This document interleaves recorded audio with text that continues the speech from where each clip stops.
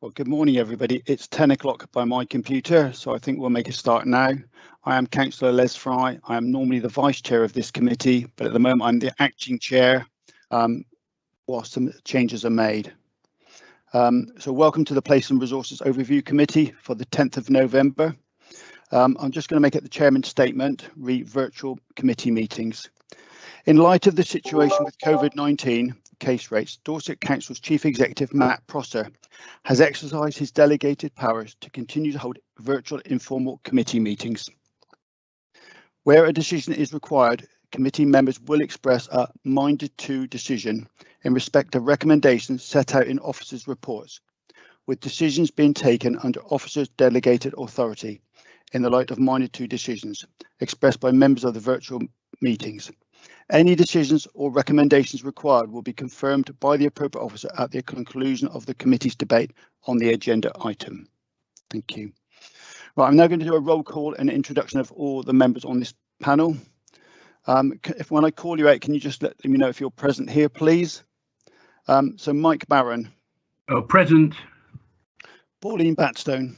Present. Good morning. Good morning. Councillor Tony Coombs. Good morning, Chairman. Morning, Tony. Councillor Ryan Hope. Councillor Sherry Jesperson. Good morning. Councillor Carol Jones. Present. Thank you. Councillor Val Pothecary. Present. Councillor Andrew Starr. Good morning. Good morning. And Councillor Roland Tarr. Good morning. Good morning. Thank you very much, everybody. We now need to appointment and a selection of a vice chairman for this meeting. Can I have a proposer, please?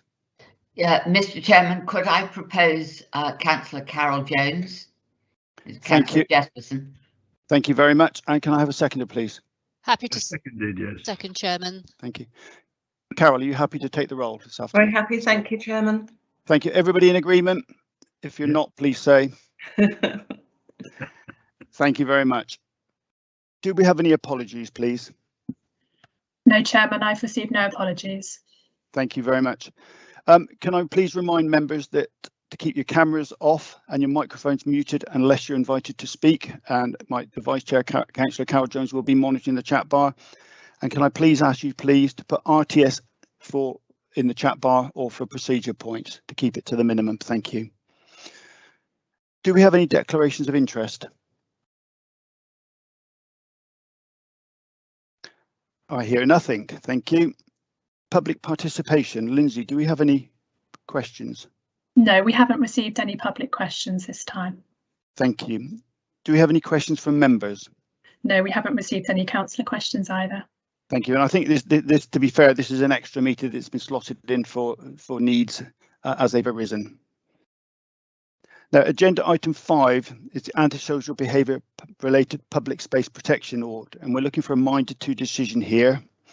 Presenting is John Newcomb, the Service Manager and Licensing and Community Safety Officer. The portfolio holder for this is Councillor Laura Millett, in charge of Customer and Community Services.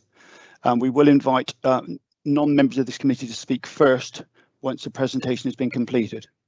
John, are you there, please? I am, Chairman. I am Chairman. I'm guessing you meant me. I did. Sorry. Thanks. I reminded to confirmation later, so I'm standing by when you reach that point. Brilliant. Thanks. Thank you, Chair. Yes. So antisocial behaviour related public spaces protection orders. It's a bit of a mouthful. Essentially they're community safety mechanism for dealing with antisocial behaviour. Where it's identified as an issue, then orders are drafted, full public consultation, and then they're brought into force, and then we enforce them. A variety of methods in partnership with the police. So we've got 2 existing PSPOs, public space protection orders.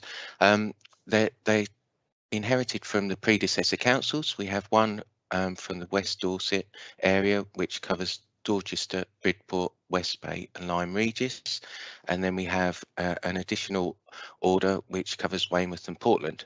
Now, these are both due to expire next year, the West Dorset one in April on the 22nd and the Weymouth and Portland on the 19th of August. Now, they were extended for a year last year to enable us to conduct a full and thorough review of them, which is what we've now done, and we are bringing proposals to the committee for overview prior to going out to full consultation.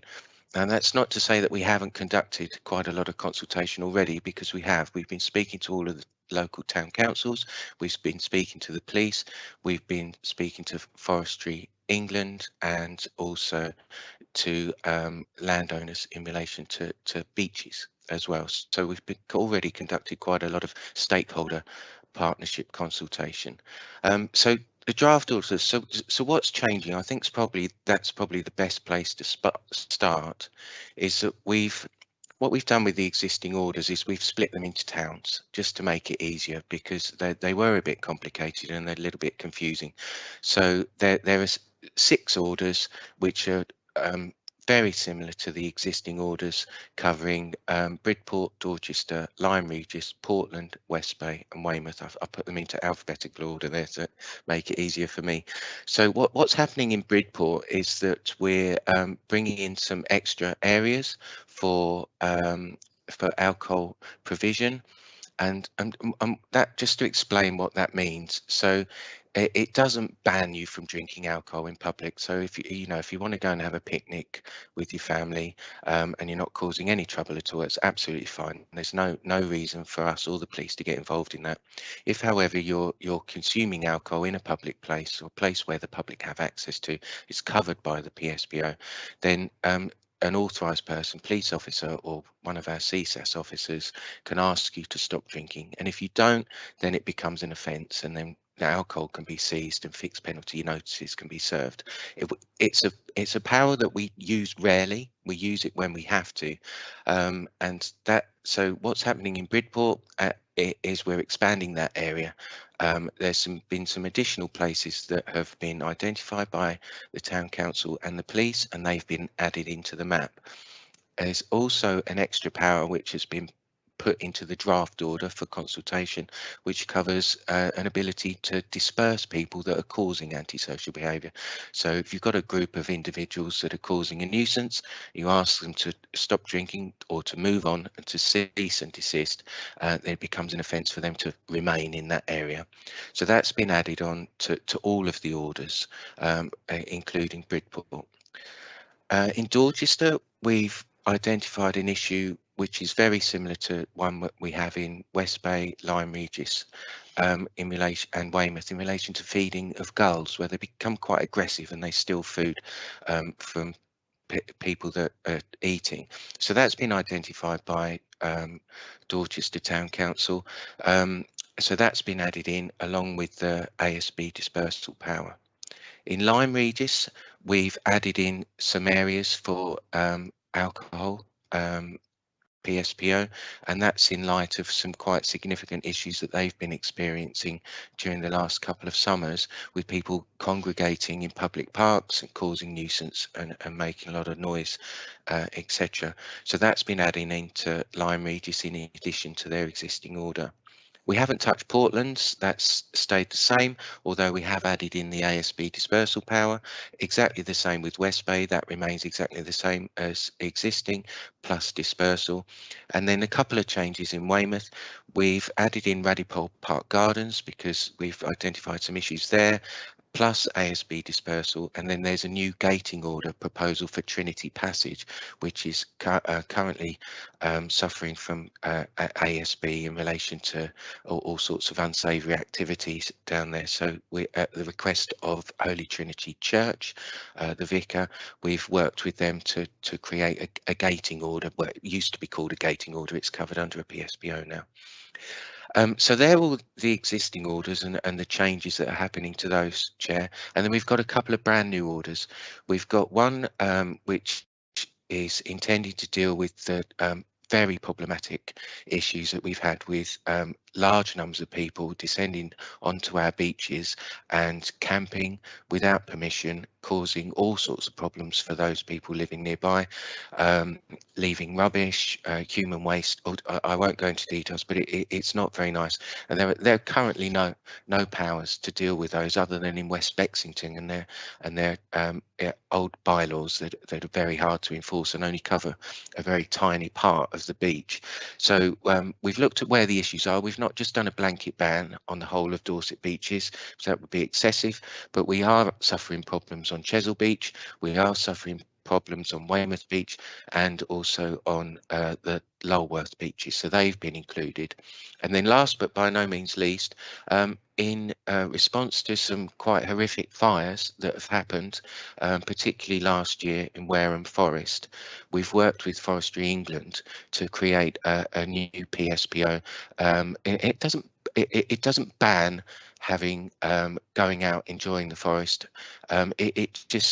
It's in relation to having open fires and barbecues, and if somebody attends to the forest with a barbecue and an authorised person sees that they're doing that, they can be asked to leave, dispose of it safely, and if they don't, it becomes an offence.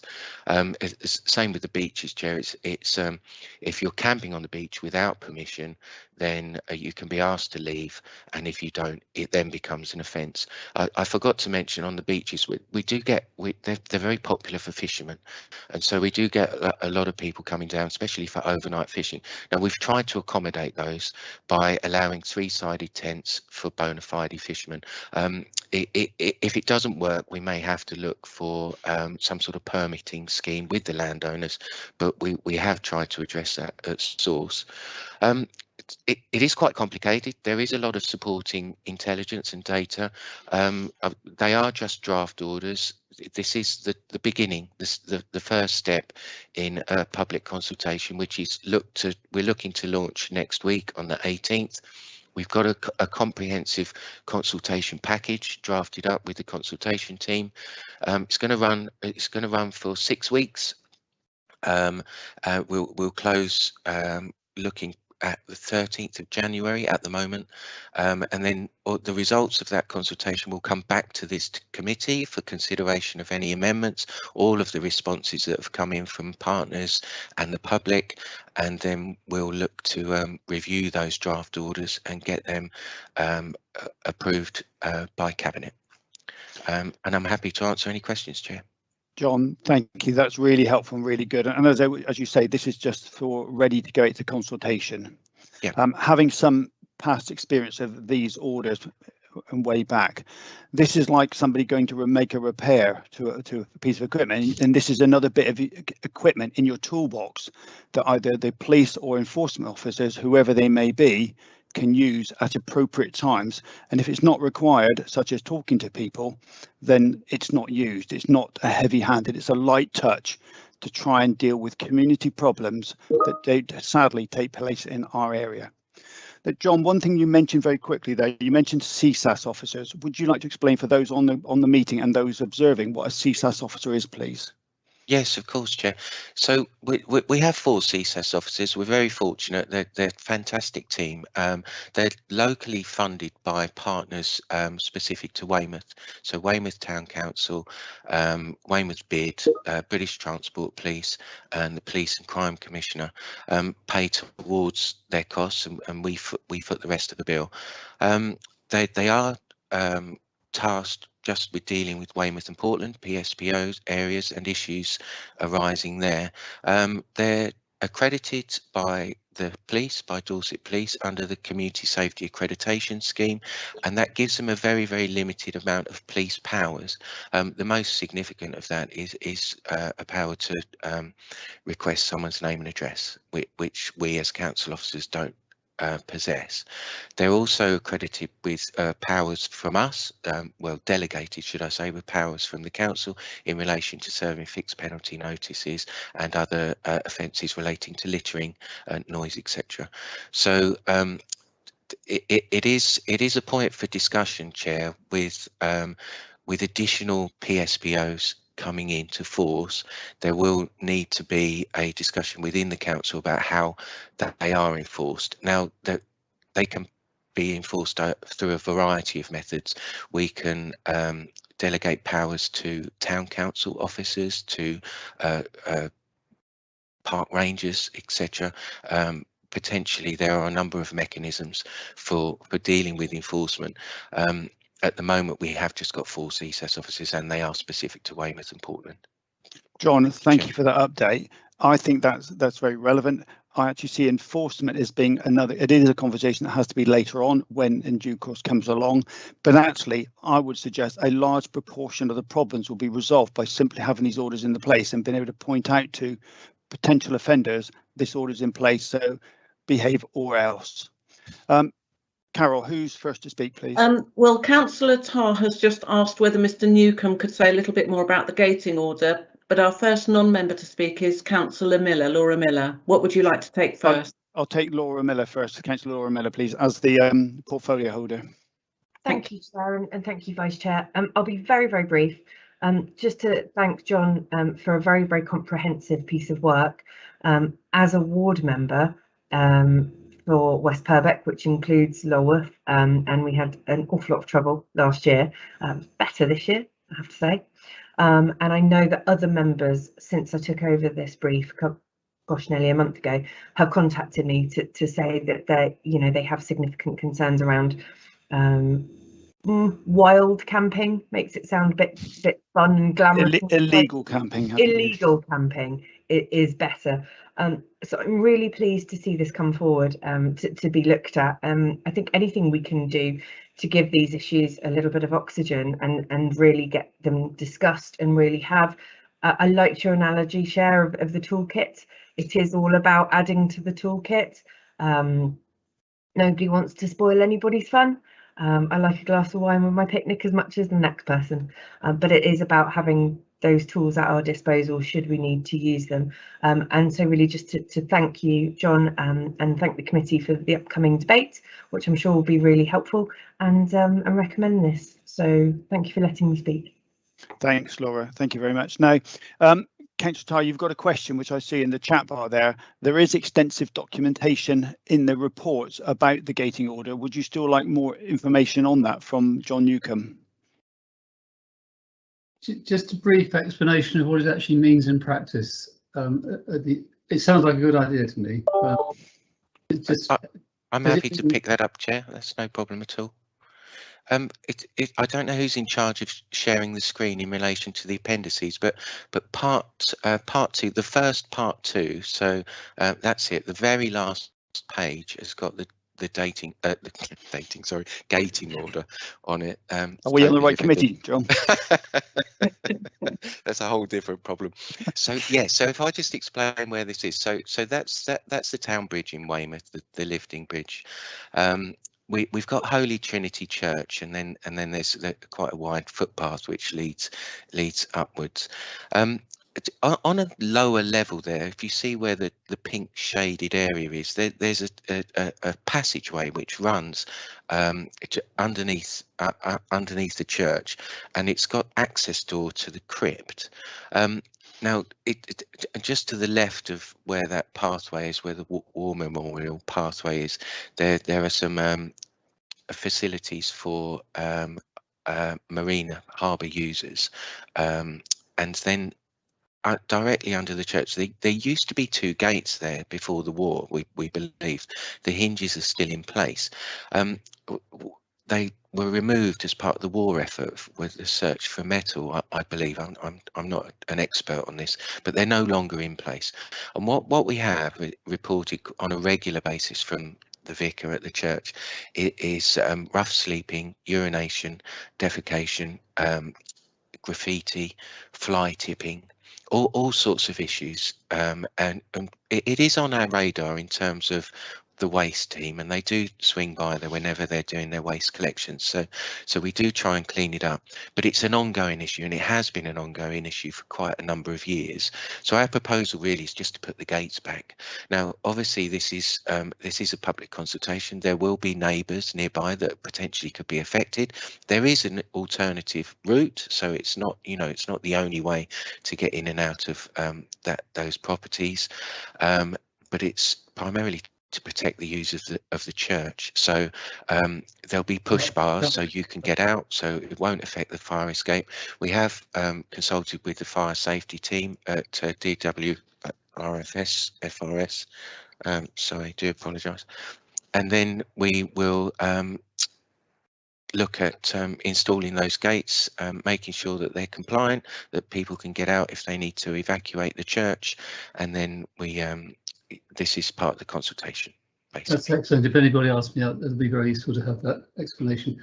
But there's a second. I would like to ask one other. Well, make one of the statements, Les. Carry on. Les and I worked hard on this one in Dorchester, and I think I was chairman of planning, and he was Inspector Fry of the Dorchester Police. And I fully support what's being done and how the whole thing works. I think it's an excellent scheme. And I know it's very complicated and you have to go into great detail to make sure it all works. My only worry is it's not really, I don't declare an interest, but one of my jobs in the past has been to establish the Southwest Coast Path and to write the guidebooks for it, the official guidebooks. And I've been doing that for the last 48 years, I think. And I used to speak to each farmer on the whole of the coast path, and each landowner consulted closely and went around their estates with them. And every time we saw a camper, a small tent, one or two people, a couple or a single person, just camping on their way along the coast path, where they perhaps camp at sunset and be aware at dawn, I always said to the farmer and landowner, and I think I can safely say I cleared it with every landowner in Dorset and the National Trust, have you got any worries about that? And they said no. And I think it'd be very important not to create the impression that people are not allowed just to stop the night very briefly. They take their litter with them, they're not a problem. If there are no problems, I'd be grateful if the person enforcing the order could be aware of the fact that people do actually come. They spend money in our shops, they have to eat and drink in our pubs and cafes and so on. They are an asset to the county, and when a lot of them are young people, students and so on, they will come back when they're older and probably stay in a posh hotel and spend £200 a night in Dorset as a nice place. I think it'd be important not to create the impression that they feel they're not welcome. Roland, thank you, Councillor Tarr. Thank you for your comments. I think this is, again, it's a bit like, as I said earlier, having the toolkit. If people are behaving and walking the coast path, then I don't think landlords, because generally, and I'm speaking very generally, walkers are a very well behaved, responsible group of people. What we're looking at is the antisocial behaviour camping, the illegal camping, where there's lots of people camping, such as on the beach. John Newcombe, do you want to make any other comment to that at all? Thank you, Chair. Yeah, that's exactly what I was going to say. This is an antisocial behaviour power. It's not something we're looking to enforce where there are no problems, where there are no issues. We're only covering the beaches, so we're not covering any of those sort of those inland areas, so the hills or the cliffs, etc. And it doesn't ban camping. What it does is it creates a power to move people on where they are causing antisocial behaviour, and it's quite specific in that, and the power is limited to that. So it's not, it's not that we're going to be putting up signs saying no camping, camping prohibited. It will be very specific that if you come here and you cause antisocial behaviour, then you will be asked to leave, and if you don't leave, then you'll be committing an offence and you may receive. Thank you, Chair. Thank you, John. Councillor Starr, you've been very patient there. Thank you very much. I really appreciate that. Right, yeah. It's a very interesting subject. This is one of those things that there's more to it than you realise. One of the pleasures of being a councillor, I suppose. I was going to mention about the gates as well, so I'm happy with that. The only other thing I wanted clarification about is in page 12, 20.20. About the signs at Wareham Forest, where they're going to have a hotline number on them, and which seems to be a really good idea, because the policing of it's all right making these orders, but policing of them in somewhere like Wareham Forest is a bit of a nightmare. But the telephone number, if one is put on there, who would it be to, and what sort of response can people rely on? Thank you. Chair, would it be possible? I mean, would it be? I'm asking for a little bit of help here from one of my colleagues, Graham Duggan, who's been working very closely with Forestry England, and he's probably better placed to answer this, Chair. Thank you. And I just want to say, Lindsay, is it possible to put that letter from the Fire Brigade up on the screen at all at the moment whilst Graham is talking to us, please? I'm afraid, Chair, I don't have that actually to hand at the moment. Okay, Perhaps the officers could perhaps just provide a summary of what was in the letter. Thank you, Graham. Over to you. Thank you.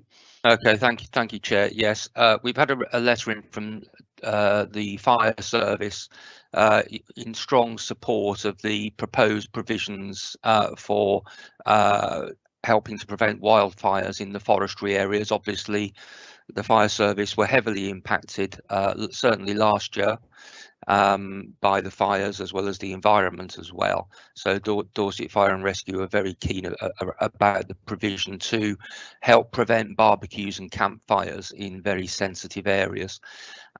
Coming back to the question, it links back to what my colleague John said at the start. Enforcement of these orders is going to be very important, and certainly Dorset Council hasn't got the resource for officers to be walking around the forest and heathland in Dorset looking for potential campfires.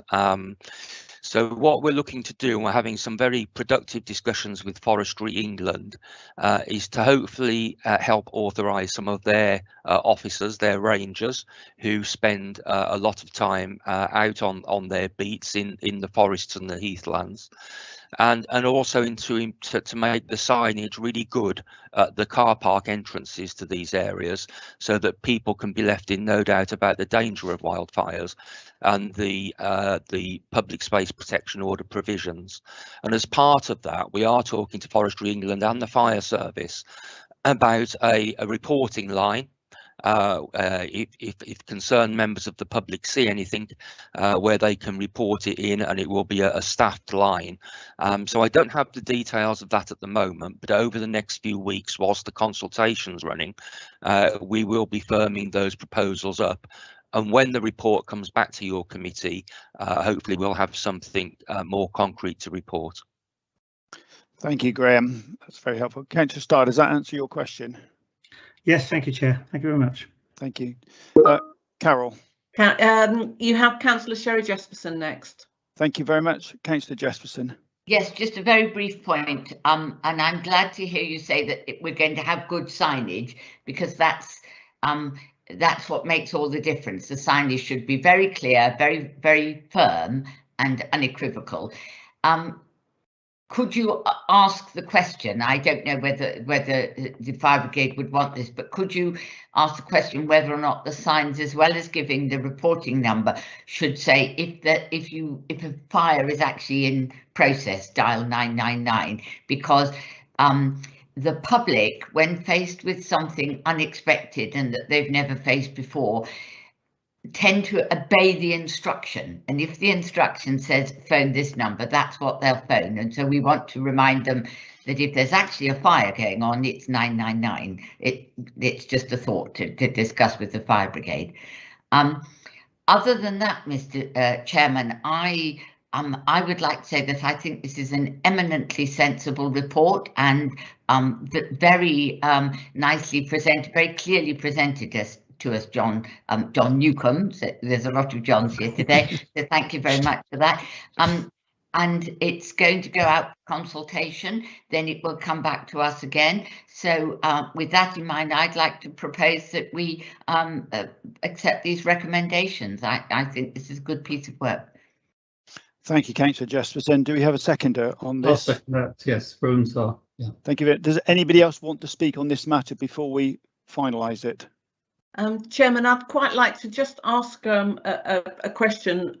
I wonder, has the Forestry Commission ever been approached to discuss whether they consider that there are safe areas in which we could encourage people to barbecue rather than going off into the unknown? Is that something that we should be doing or have done, or is it just a blanket ban across the whole area? Graham, would you like to come in there? Yes, thank you, Chair.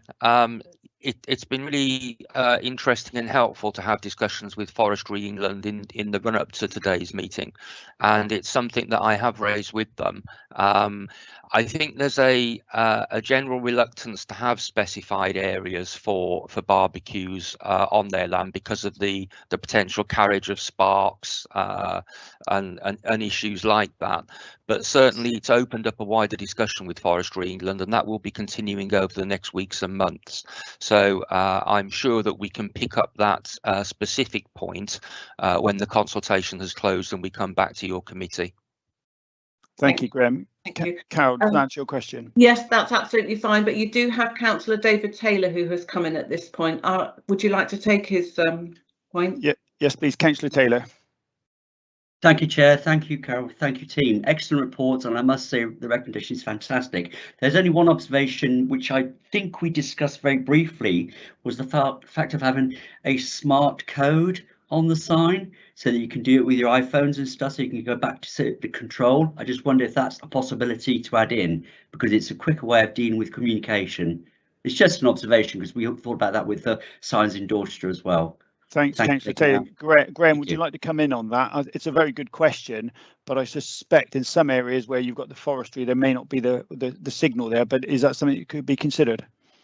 Yeah, it's certainly something that Councillor Taylor has mentioned before, and we are looking at it. I think it would be a bonus, and it would be quicker for members of the public.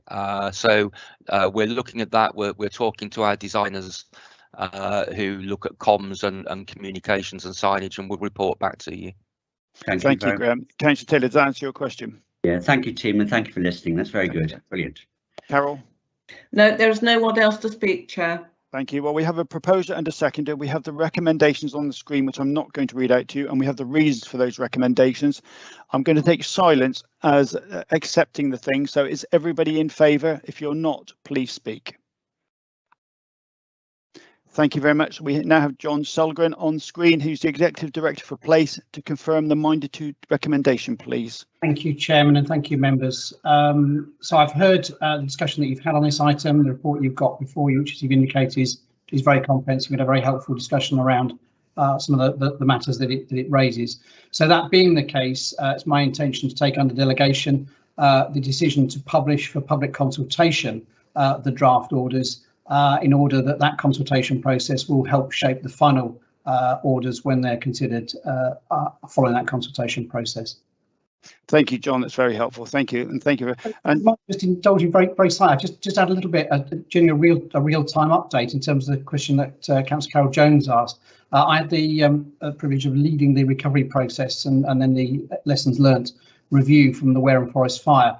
So a very recent update. So that the Dorset and Wiltshire Fire and Rescue Service have this week completed and finalised their report on the incident and the lessons learned. And what I can confirm to you, Chairman, and the committee is that they are discussing those findings with Forestry England, who are likewise putting together a similar report at their end. And our emergency planning officers and myself are involved in just making sure that those points are taken into account. So Councillor Jones asked a very pertinent question, and Graham gave a very clear answer to that, and I can confirm for all members that is work that is on active footing. So I think very pleased that the lessons learned from that very difficult incident at Wareham have had a significant shape, as Graham was indicating, on policy moving forward.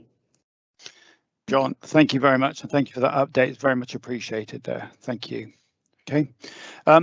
John Newcombe and Graham Duggan, thank you for your work on those reports, those draft reports. It's very helpful and very comprehensive reports that we've all had the opportunity to read, and all the appendices as well. So thank you to you and your team for working on them. Thank you, Chair. Right, we now move to agenda item 6, the future of revenue and benefit service at Dorset Council, and we're looking for a minded to recommendation that will go to the Cabinet on the 7th of December 2021. Presenting will be Jim McManus, the Corporate Director for Finance and Commercial. The portfolio holder is Councillor Gary Suttle, Finance, Commercial and Capital Strategy, and the minded to recommendation will come from Aidan Dunn, the Executive Director for Corporate Development, to confirm if that's the way we go.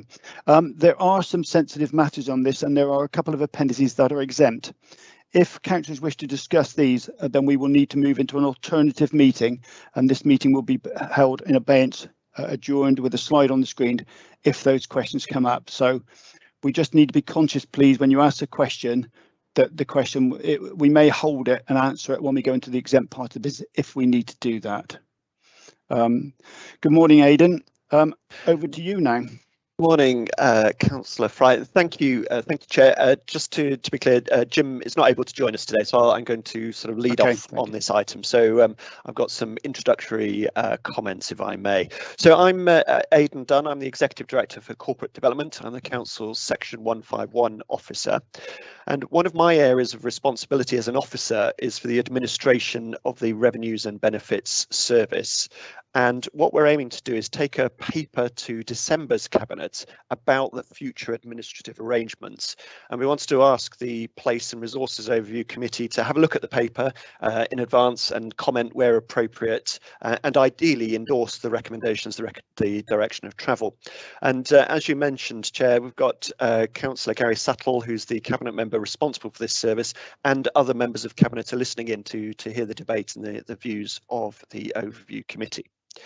So the situation we are considering is about the administration of the Revenues and Benefits Service. So it's not about the policies that apply to that service. Those policies, that's a full council decision. So we're talking about the administration here. So let me describe the current arrangements. So following local government reorganisation, Dorset Council finds itself with two separate teams administering revenues and benefits for Dorset Council residents. So we've got an in-house team who are based at County Hall and at home, who are supporting the former Weymouth, Portland, West Dorset and Purbeck areas. And we've also got a partnership arrangement with BCP Council, who are providing services to North Dorset and East Dorset former residents. And that arrangement is called Stour Valley and Pool Partnership. So essentially, at the moment, we find ourselves with two separate teams running two separate services, but applying the same policies. And whilst they work well together, those teams, it is confusing for the public, and indeed I think it's confusing for us at times from an administrative point of view. So when we went through the local government reorganisation, there were so many moving parts and pieces, we didn't want to disrupt this vital service. And so we were intending to review it early on post LGR, but as you can imagine, the pandemic delayed us further. So we're bringing the issue to Cabinet now, sort of a good two and a bit years on from forming the council through as a unitary authority. So the two options we're considering for the future administrative arrangements are either the first option, which is an in-house team, where Dorset Council provides a service for Dorset Council residents, so an in-house option, and to achieve that, essentially we bring in the East and North service, which is currently provided by Stour Valley and Pool Partnership. We bring that into our existing service. So that's one option. And the other option we're considering is to essentially extend the joint arrangement that is Stour Valley at the moment. So that would mean transferring those current areas of Weymouth and Portland, West Dorset and Purbeck into Stour Valley and Pool Partnerships, and BCP would bring in Bournemouth in as well to create a larger service under the banner of Stour Valley and Pool Partnership. Now, each of those proposals has its merits as laid out in the paper, and I think the paper makes it clear that each proposal is better than the current arrangements. But the recommendation that we're proposing to Cabinet in the paper at the moment is that we do go for the in-house model, so the Dorset Council providing services to Dorset Council residents. We think that's is cost effective. It will we've identified a degree of savings connected to that. We think it'll be flexible and responsive. It's an opportunity for further integration with other Dorset Council services, and ultimately we think it's got the strongest strategic fit with the direction of travel for Dorset Council. So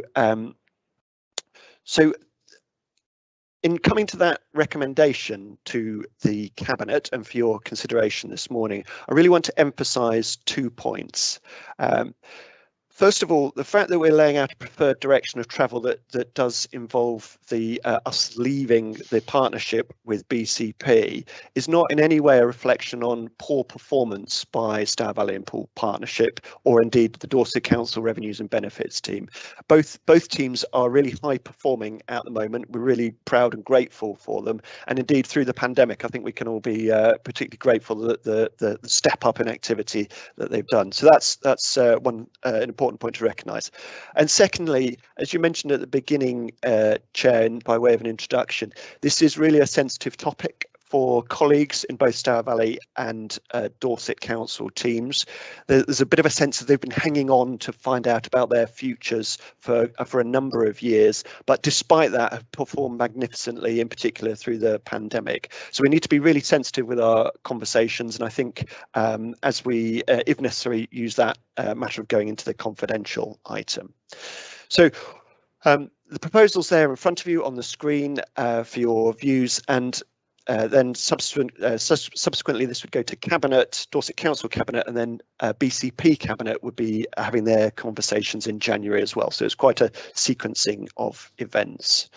Now, if I may, what this is about for all of us, I think the Dorset Council in particular, is about the future and the future services that we really want to provide to our residents, not just about revenues and benefits, it's about a future join up of services.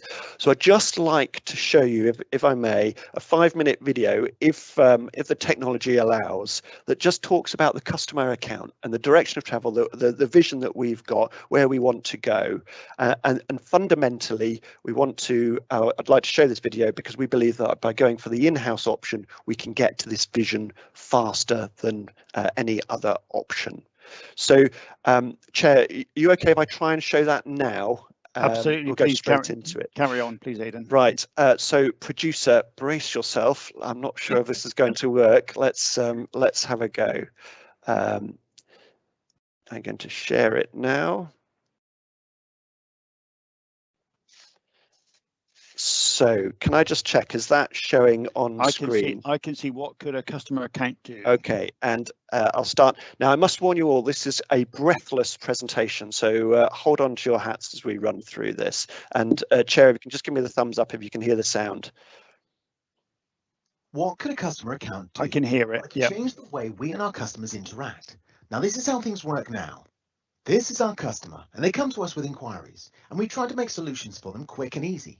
Individually, the solutions may work, but when we put them side by side, we have to wonder if we've really understood our customers. Here's what I mean. Here, our customer wants to know what bins to put out, so we send them to the website and they add their property details to My Local. This gives them information relevant to their area, including waste schedules. So far, so good. But for roadworks close to their home, this isn't covered by My Local. They need to visit Travel Dorset and put in their details again. And if they've reported a pothole in their road and wanted an update, we again send them somewhere else, and they need to remember their original report reference number. The system doesn't join the dots for them. Already there's some disconnect. But looking further, if they then wanted to know something more personal, like council tax charges, they could provide more details and log into their account. But for other personal information, like a planning update, we move the goalposts again by pushing them out to a national portal, where they have to log in there instead. Also, often for customers to simply check if teams have received paperwork, the only option is to call. And whilst it's easy to sign up to newsletters online, to unsubscribe to some, you have to email. And a final example, for general information like checking if weather is likely to affect waste rounds, we recommend social media, where we know comms push out up-to-date news. This is what our customers face, different places, processes and channels to resolve basic inquiries. This isn't designed holistically, it's designed to resolve individual inquiries with individual departments. Nothing demonstrates this disconnect between departments more than the number of customer records in our systems. In just 14 of our main systems, we have around 1.6 million customer records, with a population of 375,000. This means on average every Dorset Council resident, both adults and children, have their personal details stored over 4 times in separate systems. That's 4 times the effort for the customer and 4 times the data risk for us. So we've designed solutions as departments, but during recent engagement, one customer tellingly said, "I don't see different departments, I just see the council." If customers see just one council, and we profess to be one council, we need to design our solutions as one council. This is where the customer account comes in, and here's how it could work. The account would have various functions all ready to work when needed. So when customers have issues affecting their road or waste collections, they visit the account. There they can set alerts and we can send information to them via text or email. They want a text reminder for what bins to put out every week at 6 p.m. the day before? No problem. This means they don't even need to go to their account each time. If they've asked us to, we'll send them the information they need automatically. For updates on existing cases like planning or that pothole, the account can hold real-time information. So when teams complete a process in their back office system, information can be pulled to the customer account. Customers then don't need to chase. They can see the progress for themselves. Yes, it's better for the customer, but it also reduces hundreds of thousands of pounds worth of unnecessary contact. Although it may require an extra level of authentication, more sensitive information like council tax details is also there. If the service is adopted the same platform as the account, it's easy to share information between systems, but we can also extract it from a separate system if we need to. This would be the same for other services too, like social care, schools, elections, etc., etc. To check if paperwork's been received, although there's case updates, there's also a store for any documents the customers uploaded or sent. As well as when and what documents they've sent, they can also see any letters and correspondence the council sent them.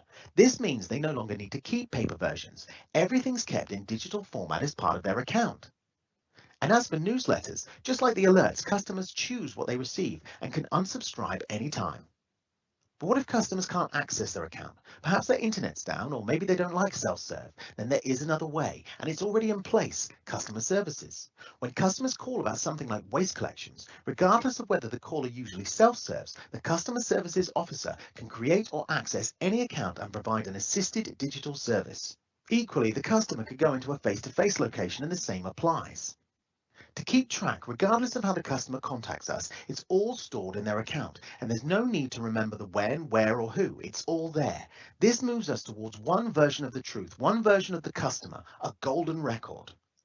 Aside from handling customer inquiries, the account can still do more in the background. Because the customer's data is all in one place, we can start to use it more intelligently. Instead of asking the customer to repeatedly provide ID, if we already have it, we don't ask again.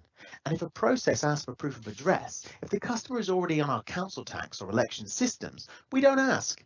But there's still more the account can do. It can interpret information it knows about the customer to make recommendations. For example, if the customer's been approved for a blue badge because of a physical condition, the account could recommend mobility adaptations around the home. This links directly to early help principles in adult social care. Following engagement, users suggested that a nudge don't pester approach should be applied. So we wouldn't necessarily send a recommendation via email or text, but they'd be available to the customer the next time they logged in. So this is what an account can do. There's plenty to consider before we go live, like security, linking systems, third-party users, and much more. We also need to accept that it won't be able to do all of this on day one. It's something we'll build over a longer period. But the customer account has the potential to improve our services and the customer experience. One customer account for one council. So thank you, Chair. So essentially that sort of paints the picture of what we're trying to achieve through our digital strategy, through our customer service strategy. And fundamentally to that, a core bit of data is information around revenues and benefits and all the information about our residents. So that's why that we believe that holding on to that data directly ourselves in the model which Dorset Council provides its own revenues and benefits service, that we just feel that that's the crucial element to unlock so much more of this customer account. So that's the basis of the proposal and why we're making the recommendation. So Chair, if I could hand back to you at that point. Thank you, Aidan. That's very helpful and certainly potentially an exciting opportunity for the people of Dorset there to have that sort of service. Carol. Well, you have Councillor David Taylor, but I'm not sure whether his question might come under exempt. It's on page 23 and I can't pull up that document on this system. Is page 23 exempt? No, it's not at the moment. OK, would you like to take his question? Yes, please. Councillor Taylor, your question. Yeah, Again, the same with it goes with everybody here. If anybody asks a question that might be interpreted as exempt, you won't get an answer at this time. We'll defer that to later, and Aidan and others on this screen will be monitoring and shouting, slow down.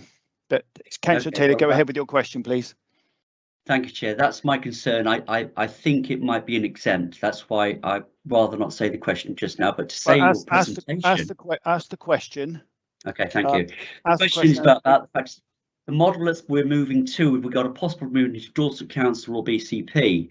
Now I can see at the SVPP model, it's likely to require some investment additional costs from Dorset Council, such as redundancy cost. This would fall to Dorset Council. Now, I can't quite understand that, because if it's an SVPP model coming from a BCP and then to Dorset, why are we incurring the redundancy costs? That's the question, and I hope I'm asking it in the right area. Aidan, I think that's an exempt area. Do you want to do a covering answer at all? Yeah, could we note that one and pick that up in an exempt part of the meeting, if that's okay, please? So thank you, Councillor. If you remember that question and come back to that one in a bit. Yeah. Thank you. Carol. Can I say presentations is fantastic? Thank you. You've got Councillor Andrew Starr next. Councillor Starr, please. Thank you, Chair. My question is on page 38. I don't know if that's exempt. I've got a feeling it might be. Aidan, I think it is. Under the risk. Chairman, yes, I think that is part of the exempt appendices. So okay, thank you. Can you hold that question, please, Councillor Starr, then, please? I'll keep it close to my chest. Yes. Thank you. Okay, I'm next. Just with this isn't exempt. I'm just wondering whether this single Dorset Council service might extend to housing, and whether people can also see planning applications that are close to them in their neighbourhood on that portal. Do you think that might be possible? Thanks.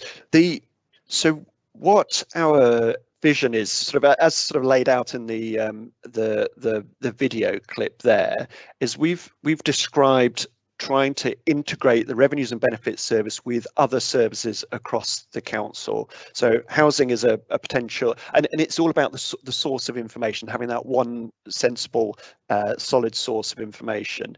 An area of particular interest for me in turn is the growing anxiety I have about the new social care charging model, for example. So the skill set that required to do assessments of residents, requiring whether who pays for their social care or not, and so it's all changing. That's a similar sort of skill set. We can see a real integration of those services. So that's sort of the area that I'm looking at initially, but any sort of integration of service is kind of to be encouraged. That's the whole point, really. I'm just wondering, Chair, if I could bring in my colleague Lisa from Customer Services, who is more visionary than I on this sort of thing, but would that be okay, Lisa? If I could ask Lisa to comment on that as well, please. Absolutely. Yes. Please do. Lisa, over to you. Thank you very much. Thank you, Chair and Vice Chair. Absolutely, that is our ambition, Councillor Jones. We would really like to ensure that all of those very high volume popular services we can transact in one space, in one area. So all of our customer management and customer assessment is in one space, and that is absolutely what our customers are asking us for, that consistent customer experience. They want to be able to contact us once and understand all of the different elements of their business with us. And you mentioned housing there. That's very, very closely aligned with the services that we're talking about today. Quite often customers have inquiries about those subjects at the same time, so absolutely would be looking to include that. Perfect, thank you. You have Councillor Sherry Jesperson next, Chair. Thank you, Councillor Jesperson. Thank you very much. I've got a couple of points to make, if I may, and I have a question on money, which I think I'll save to the exempt item, because I expect that'll get covered then. First of all, to say on this question of this vision for the single customer account, I can see Lisa's influence here. This is something that I know has been a long-standing vision, that a long-standing project that she's advocated. So this is excellent. It is a very good justification for what you're proposing here. And so I would have to ask, what's the sort of timescale when we would be looking to be working on this single customer approach? Because that does make a difference to how I feel about the proposals here. Is it imminent or is it long-standing? That's my first question. If I can come in on this sort of the technical aspect of moving into kind of Dorset Council, and whether Lisa can then comment on the whole customer vision. Clearly, we're in a relationship with BCP at the moment. We've got to go through our cabinet and then BCP's cabinet, and depending on how the decisions land will depend on how quickly we can separate the services. So our preference from a Dorset Council perspective would be that it would be a very quick and amicable transition and things to move very, very quickly. But that's not always the case because it depends on what else is moving around. So our intention, as I think we've laid out in the paper, is sort of during the course of a year, we'd be able to transfer things over, but it might take a little bit longer than that. That'll be a debate between BCP and ourselves. In terms of if things did move over quickly, if we did have access to sort of a complete data set that completely in our control, Lisa, what's your thinking around the timescale of the single customer account? Thank you, Chair. Thank you, Councillor Jesperson. We have already started the development work on our customer platform and have services that are going live within that customer account and customer platform over the next few months. So we have the technology available, we have the platform developed.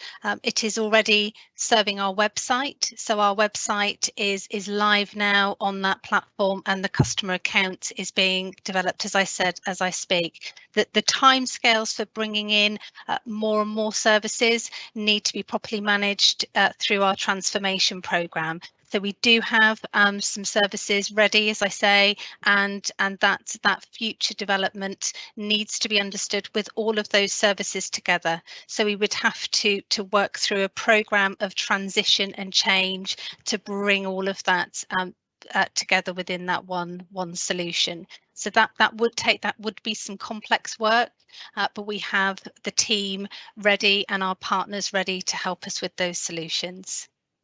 That's very helpful, thank you, and I look forward to a member webinar briefing on that development, perhaps during the course of next spring. Moving on then. Councillor Jesperson, can I just come in on your question, because that's a very good question. Lisa, timescales if things are ideal, and if you had a perfect window, I'd be asking you for this week's lottery numbers, but you don't, and it's a bit of a guess, but I take Councillor Jesperson's point. Timescales realistically, if you were to get what you would like to see happen, timescales? Chair, that is a difficult question for me to answer without colleagues from my digital and change colleagues on the call with me. We could be very ambitious to say that within are we talking about the revenues and benefits service, or in terms of developing the whole thing? If we have the service in-house, we would hope to be able to build that solution within the first year, I would suggest, but that is really putting me on the spot there without my digital and change colleagues and having those resources ready to go on that. But we know of other organisations that have done this work, and we're working very closely with them. So our customer account platform is being developed with other local authorities. It's an open source solution, so we're learning from them going first. So I would hope we would be able to build on that knowledge and experience. But that is a very, very difficult question for me to come into, really.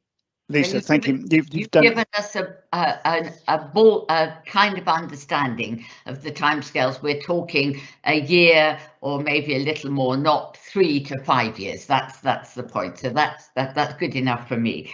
Could I move on to my second question then, which is about integrated services, but not the one customer account? And stop me if at any point this is straying into exempt business. But one of the areas that I would like to see developed here, if we are bringing this service in-house or if we are developing it with Stour Valley Pool Partnership, is working on debt recovery and bringing this integrated service to bear on with debt recovery elsewhere in the council. And I hesitate to use the word enforcement, but it's something that I understand that the council, you know, any organisation, there's always room for improvement there. And so I wonder if I could hear a word about whether either of these two developments might contribute there. Aidan's nodding. I think he's probably understood the question. Yes. Thank you. And debt recovery has been a hot topic for us as a senior leadership team as we go through the pandemic, as residents build up a degree of debt given the unfortunate circumstances. And we've tried to say that fine line of being sort of supportive whilst recognising sort of financial responsibilities. So at the moment within Dorset Council, debt recovery, the sort of debt recovery is very closely aligned between our revenues and benefits manager and the finance team. They work really closely together at the moment, and one of the possibilities or recommendations laid out in the paper for the business case for the in-house Dorset Council model is integration of those two teams. So the revenues and benefits team take on sort of debt recovery on behalf of the whole of the council. So that's one aspect. In the Stour Valley Pool Partnership model, debt is already operating. The Stour Valley already does the debt recovery for the BCP element of their service, but not for the Dorset Council element. So there's clearly a capability there that Stour Valley has got, and that's something that we could replicate in-house. I think it's a really, you know, as I say, a hot topic for us, and a relatively straightforward one to transfer, if we were to build that in-house model, to transfer debt recovery from other parts of the organisation and build it into the revenues and benefits team. Right. Okay.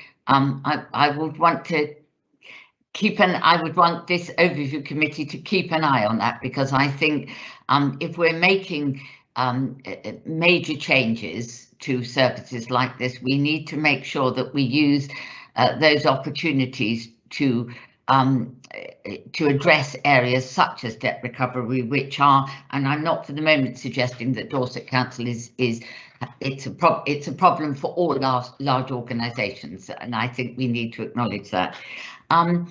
My next question then is, if I may, is with regard to scrutiny. The Stour Valley and Pool Partnership was subject to quite a thorough scrutiny procedure, quarterly, I think, with quite deep success indicators, performance indicators that were able to be examined regularly. And I know that certainly the predecessor councils that had relationships with Stour Valley and Pool Partnership were scrutinised their services very, very closely. It has to be said that there is no such scrutiny provision in place for scrutinising the service that is provided in-house by Dorset Council, and I think that there is a lack there. Dorset Council Services is subject to the normal scrutiny call-in, but it's not subject to anything like the same routine quarterly scrutiny that the Stour Valley Pool Partnership is.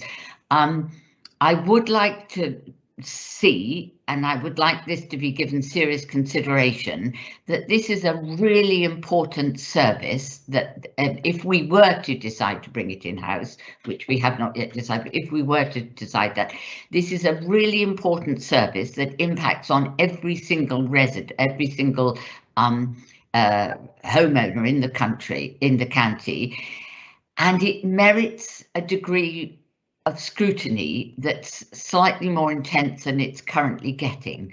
And so I would like to put a marker here that I don't think it will be good enough if we go forward treating this as just another service that can get called in if it goes wrong. It's about our money and our taxes and our relationship with our residents, and particularly our relationship with our residents who might be falling on hard times. And so I would like to know whether or not we can put in place a deeper level of scrutiny than would routinely apply in the way that we had for Stour Valley and Poole Partnership. Councillor Jesperson, that's an excellent question. I'll leave that to Aidan to answer that one. Yeah. A really good question, and I think just for context for members that aren't perhaps so close to Stour Valley and Poole Partnership, because it is a joint arrangement. So although it's hosted by BCP, it has joint oversight by a joint committee. So that there are Dorset Council councillors on that joint committee.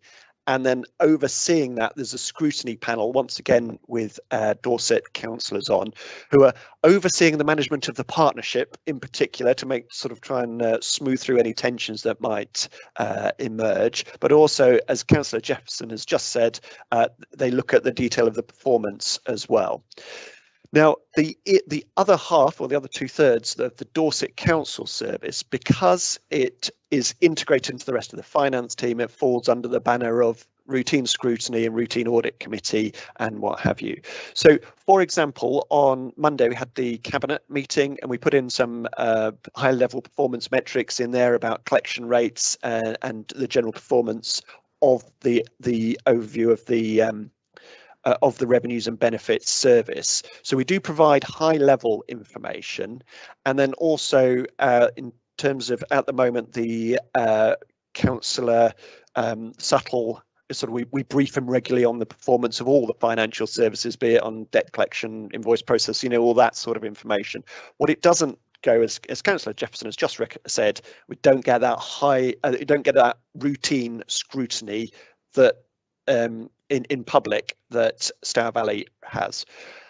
And sorry, to cut to the chase, recommendation 3 on this paper is that the Place and Resources Scrutiny Committee oversees the service integration into Dorset Council, and I think that is exactly that, to shine a spotlight on, first of all, that service performance doesn't diminish through any form of integration, and secondly, to put that spotlight on it that perhaps doesn't get the spotlight at the moment. So a long way of saying, yes, I agree, Councillor Jefferson. Good. Thank you very much, because it's important that we understand that it's about the performance, because the performance from Stour Valley and Poole Partnership, and I have to say, Aidan, I was very glad to hear you acknowledge this in your opening remarks. The performance from Stour Valley and Poole Partnership has been good, and one of the reasons it's been good is because it's been closely scrutinised, and I think we don't want to lose that benefit. My final question then, and this is Councillor Jesperson, can I just come in there on your Aidan point 3, request that Place and Resource Scrutiny oversee the future service integration into Dorset Council. That looks to me as if you're going to scrutinise the movement in. What Councillor Jesperson is looking for is ongoing scrutiny. Scrutiny. Could a couple of words be added to that recommendation along the lines of and performance, service integration and future performance. Yes, please. Thank you very much. Thank you. Yeah, well spotted, Chairman. My final question then is, were we to decide to go in-house, would there be disruption to the service users, or would it be plain sailing from day one? Because that's a consideration. Yeah. Ideally, service users wouldn't notice at all. And from a Dorset Council perspective, there's a key piece of work going on as we speak about moving databases at the moment. So by the end of November, all of Dorset Council residents will be on the same database rather than on 3 different databases. So that's the tricky piece of work, and that's happening as we speak. And that was a requirement of going through LGR, is that we kind of do harmonise that data. And so beyond that, we've got the systems and the infrastructure, and it will be about sort of on the day sort of rerouting phone calls and updating websites and that side of things. So we would do everything we can to minimize disruption. And, you know, we've learned so many lessons from forming the unitary authority, bringing services together, transferring services. So we'd do everything we could to minimise, and we'd also be very careful around the timing of it. You know, wouldn't be on the billing, going through the billing period. It's all if there is such a thing, we'd look for the quieter moment to do sort of those changes. So it'd be carefully program managed. Christmas week might be a good one. Aidan, do I take it that currently the Weymouth, Portland and West Dorset people are on one system and the North Dorset and East Dorset on a different system? So the system is already operating for the West and you would move the others onto it? That's correct, and that's happening. I think it's starting this afternoon. That sort of transition for a 2-week window to shift the information onto the new system. So it's the 2 East and North moving on to the existing system that Weymouth and Portland and others are already on. So it wouldn't be, and I again, Councillor Jesper's asked a very good question. It wouldn't be a shock to everybody. The system will be staged, managed and smoothly transferred over so that there won't be a crash, so to speak, or it will be a smooth transition across onto a system that's already operating. Yes, yeah. Okay, I have to ask that it's because not all of our transitions, and again, I'm not being particularly critical of Dorset Council, this is typical of large organisations, but not all of our transitions have been as seamless as we were told they would be in the event. So we have hopefully learned from our experience today. Thank you very much. That's me done for now, Mr. Chairman. Thank you for your thanks, Councillor Jesperson. Carol. You now have Councillor Valerie Potterbury. Councillor Potterbury, please. Thank you very much, Chairman. Just to say, I fully support Councillor Jesperson's third question and suggestions and general concerns, and felt quite reassured actually by the response from Aidan and the amendments to point 3 on the recommendations. I think this is a very well presented agenda item actually, and a potentially exciting and visionary concept for the council to adopt. I've read the report. I think it's an excellent business case. I'm probably being a bit previous here, but I would be really pleased to propose that we support the recommendation to Cabinet. Thank you, Councillor Potterbury. Aidan, Lindsay, can you come in here? Do we need to go to exempt? Now, we have a couple of questions there. I'm not sure that we need to go to exempt. Now we've got a proposal. I mean, it's kind of up to you and the committee chairman as to whether or not those questions that were going to be raised previously, people still want to raise them. And if there's anybody else who hasn't currently said they want to ask a question, is there anything else? So I think it's for you to just have a quick discussion with the committee about whether those questions need to be answered and we need to go into exempt at this stage. Thanks, Lindsay. I'm leaning towards not going to exempt on the basis that all the information is contained in the report. There's an awful lot of detail in there, and the answers to those questions are in there. We know that there will be some challenging issues as we go forward. There will be some financial implications that need to be resolved, and they're through discussion and negotiation and management through appropriate businesses. But decisions need to be made before those things can go forward. So I'm leaning to not going towards exempt business. Would anybody like to challenge my thinking and suggest that we do, or are you happy to look for a seconder and take it forward? Councillor Starr, you just come. Thank you, Chair.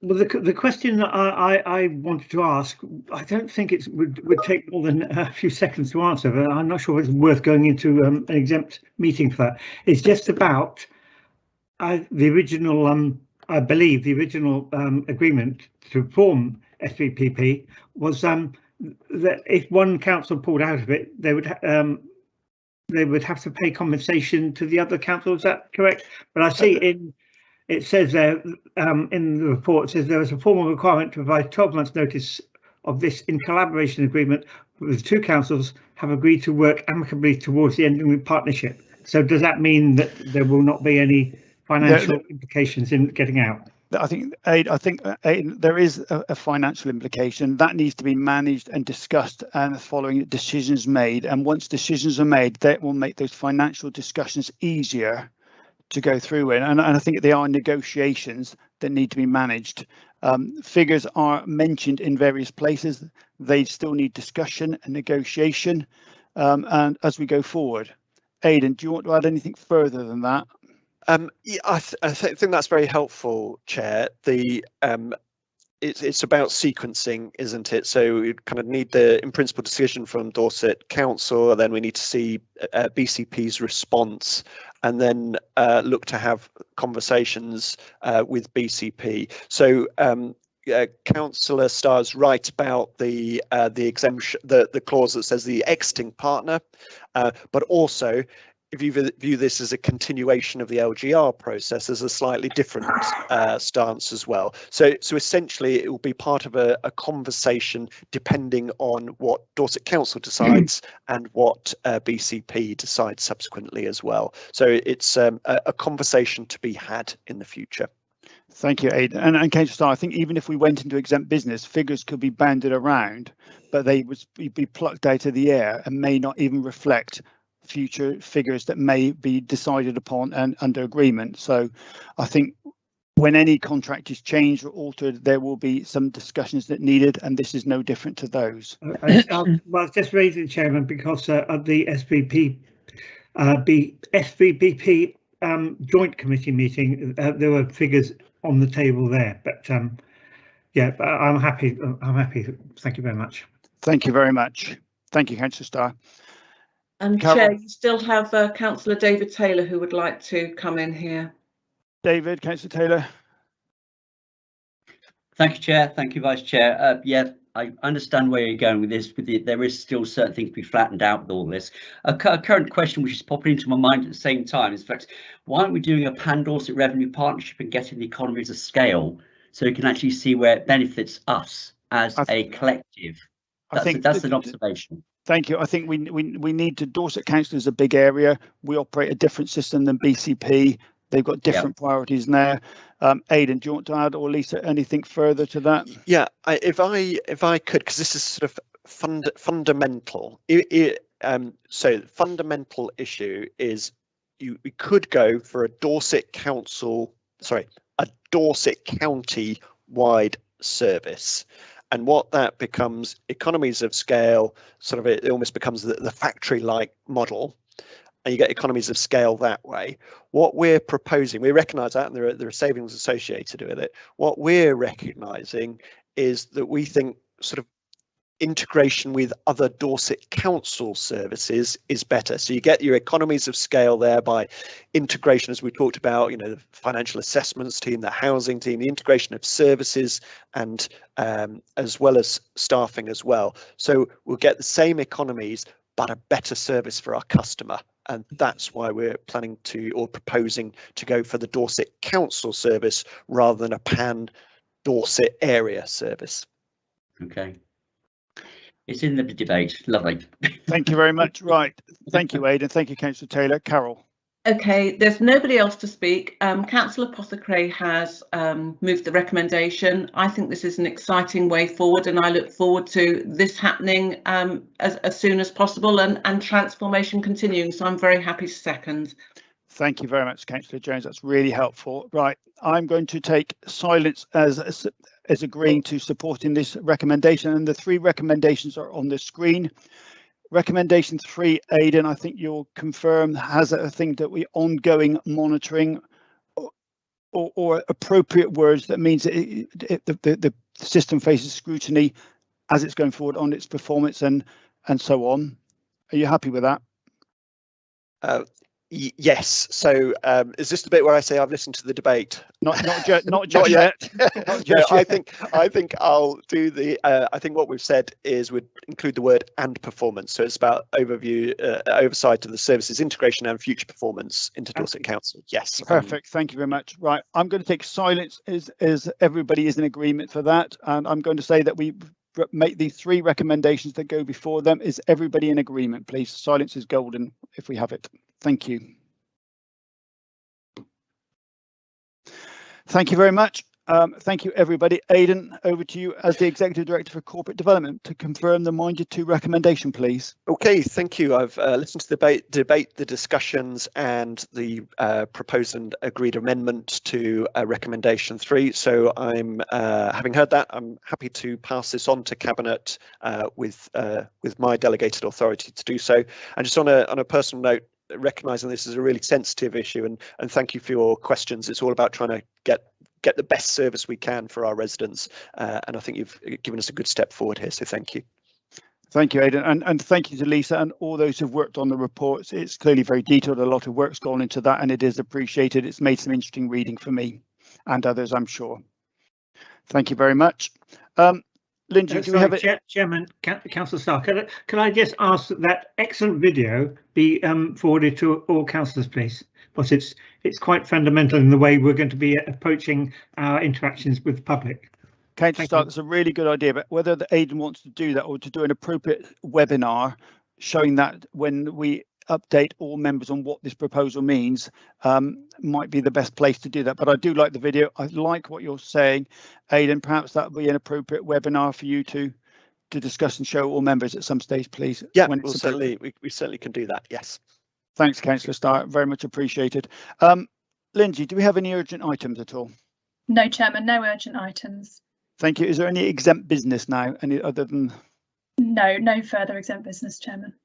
Thank you very much. So at 11:20, we can now close this meeting. Thank you all, everybody. Carol, thank you for doing an excellent job as Vice Chair there. It's been a very smooth meeting and some very good discussion. Thank you all. Thank you, Chairman. Thank you.